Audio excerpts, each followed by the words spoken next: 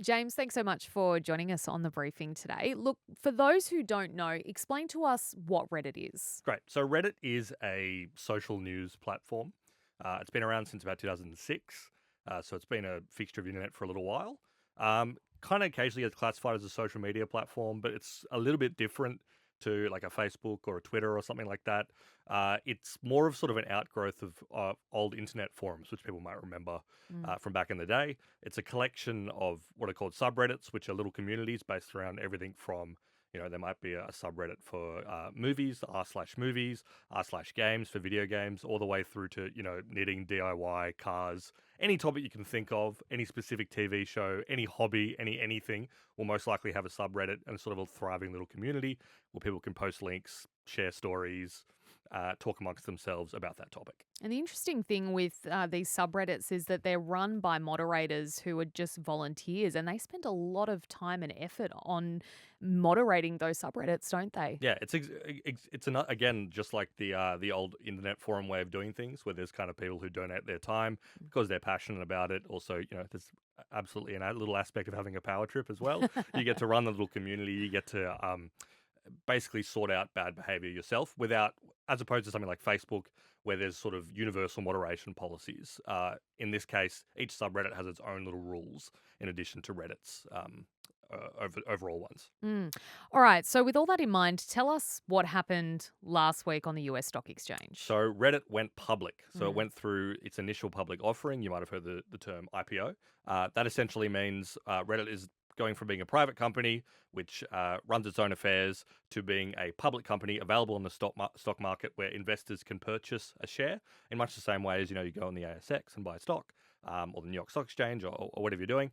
And now it's a public company. All its affairs are public. It has to do annual reports where it opens its books and tells everyone how everything is going. It's basically going from being a closed up shop to being an open up business that can be invested in and grow like a public business. And therefore would have shareholders Shareholders, who have a say in how things are run. that's right. So Yeah.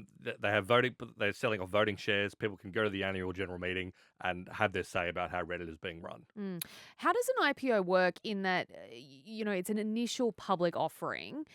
Does that mean Reddit could decide to pull it if it wanted to, or that, if there's no interest, that they'll just fade off back into the background? Like, what's the process from that IPO onwards? So an IPO is a very, very rigorous and complex process. So Reddit actually was going to go through one a few years ago, which was at the very peak of the tech market, where there was a story every other week about a new company going public.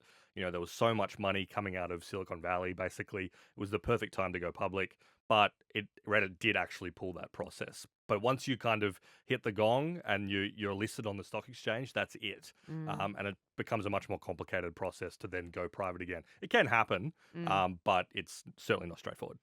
So, what then has made Reddit pull the trigger now? And what does AI have to do with it? For many companies, especially tech companies, the ultimate goal is one of two things. When you start a business, and you're a founder, well, there's three alternatives. Either you run it for the rest of your life, but that's usually not what a founder is looking for. You either want to go public, which means you release on the stock market, or you sell to someone. So one, like, you hope that one day Microsoft or Facebook or whoever will buy your business. And the reason is that you want an exit. So the people that have been working at Reddit for many, many years, they have employee stock programs, which are kind of not worth very much until you go public or get acquired. So one reason is growth. You want your company to expand and grow and get investment and become larger and more important. And also you want all your employees who've been working there for a very long time and your founders to get their payday and actually become, the Mark Zuckerbergs, the tech billionaires that you hear so much about. That's because they've gone public, essentially. Mm-hmm. The AI question is a little bit different. We can talk about that now if you want, like Sure. what's been going on. Yeah, well, I guess kind of what the opportunity is here for Reddit by going public. Yeah. So there's a couple of things that have been in the sort of hang around in the background. The one thing that's to be aware of is that Reddit has not actually ever made a profit. Mm. So a lot of people might be thinking that sounds crazy that there's a business out there that is, losing money essentially.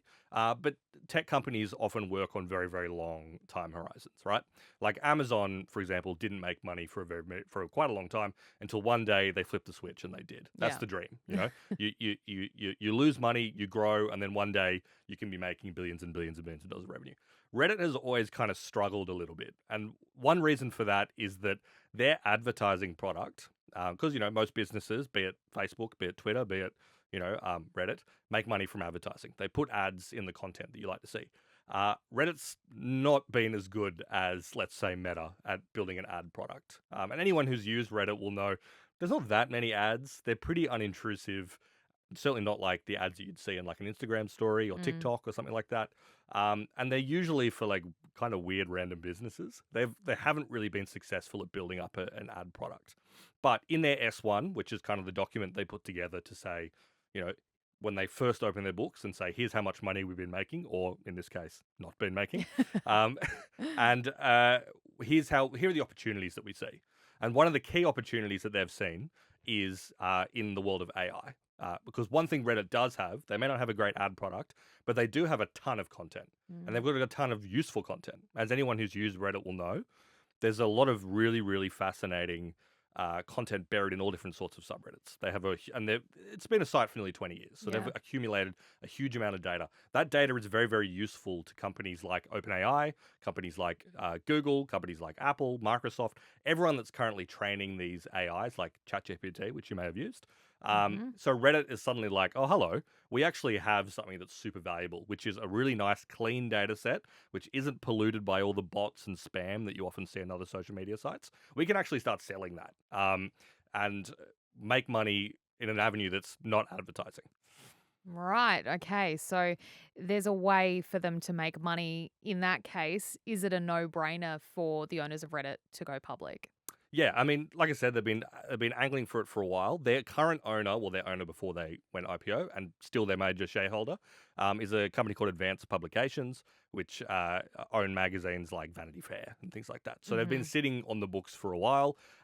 So it's not just the decision of Reddit's leadership. Also, the executive team at their owner has been like, we need to be getting the return on this now. This is how they make their money too. So they kind of had to do it. It wasn't really a case of oh, we could stay private and keep Reddit the way it was and keep chugging along. They needed that big chunk of investment to make everyone whole, essentially. Okay, so we have seen this happen with other sites that are similar, social media platforms that have gone public. Talk us through the lessons that we've learned from those and what the long term effects, I suppose, have been. So yeah, this is the critique that it's a natural part of a business growing but going public, but there are sort of consequences for it. Mm. Once you have shareholders really want one thing. At the end of the day, some of them might have nobler intentions, but they want to make money. They want to see the company grow. They want to see the stock price go up. Yeah. And what that means is the company needs to grow. The company needs to make more money. Hmm. And some people might look at Reddit now, which, love it or hate it, has a very, very specific ethos that people enjoy. Hmm. Moderators have power. These little communities run as their own little fiefdoms that can kind of do whatever they want. But when a company needs to make money, they need to start instituting changes. That probably means more ads, and there almost certainly will be a lot more ads on Reddit.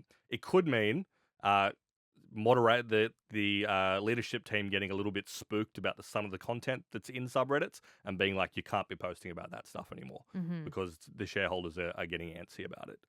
Reddit has tried, made an attempt to essentially uh, smooth out some of that transition they offered 10% of the stock to moderators and their power users. People who Hmm. have very high karma, which means they've posted lots of links that people love. Yep.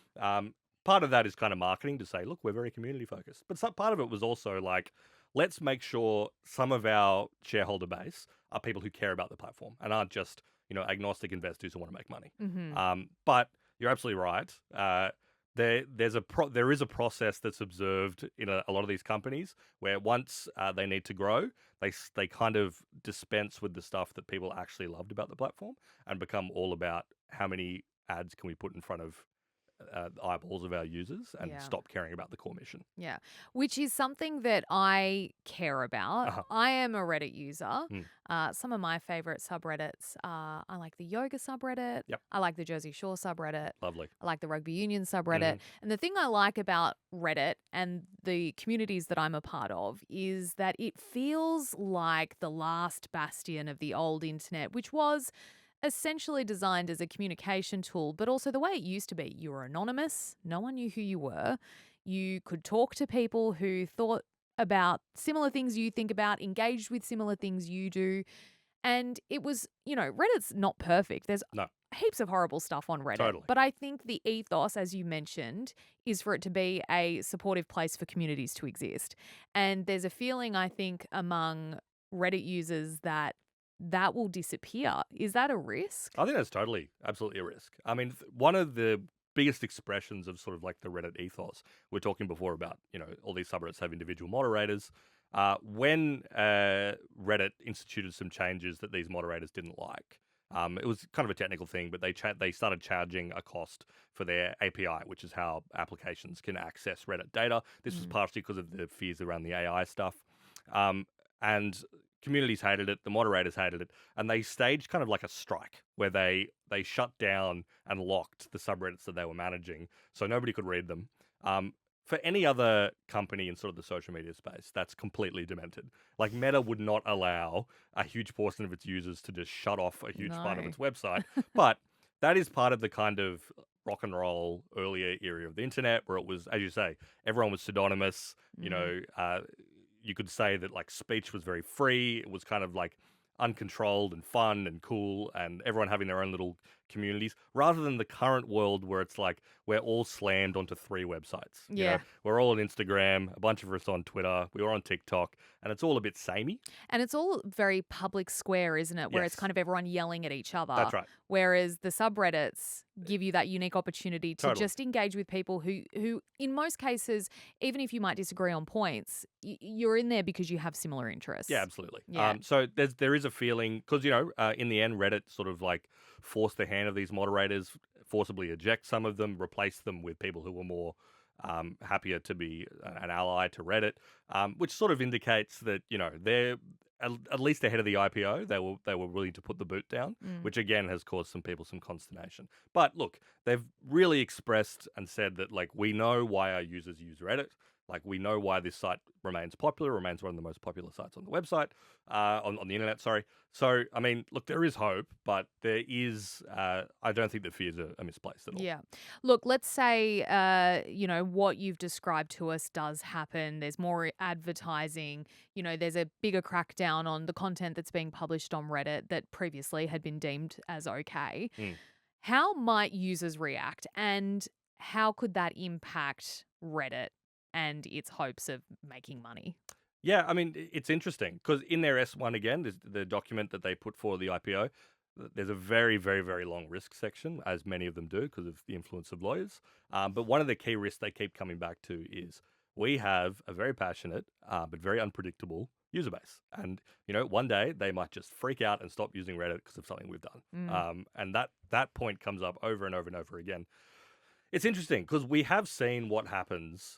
We've seen platforms die, essentially, for everything from, MySpace to more recent examples of platforms that sort of wither and die when they stop serving the purpose they were originally meant to serve.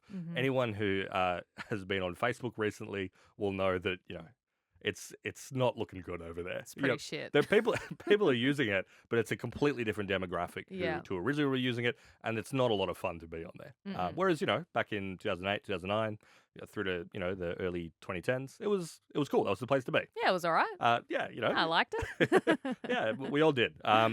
But there's the possibility that Reddit could wither and die if they make some wrong moves. People are fickle. There's always something new place to spend your time. What I think will protect them a bit is that there actually isn't that many places on the internet like Reddit. There's really nothing left unless you go to like specific forums, which are still kind of kicking around, or a new challenger pops up. But they've got a unique spot. They've got like a really interesting platform. They've got really unique content. That I think they're well placed to chug along. But I don't know. We'll see what happens. Yeah, I think it's one of those cases of users who are very passionate about Reddit freaking out that things might change. But as you said, it's good business sense for Reddit. It makes sense for them to go ahead. Hopefully things don't change too much to the point where, as you said, it withers and dies. Totally. Thanks, James. No worries.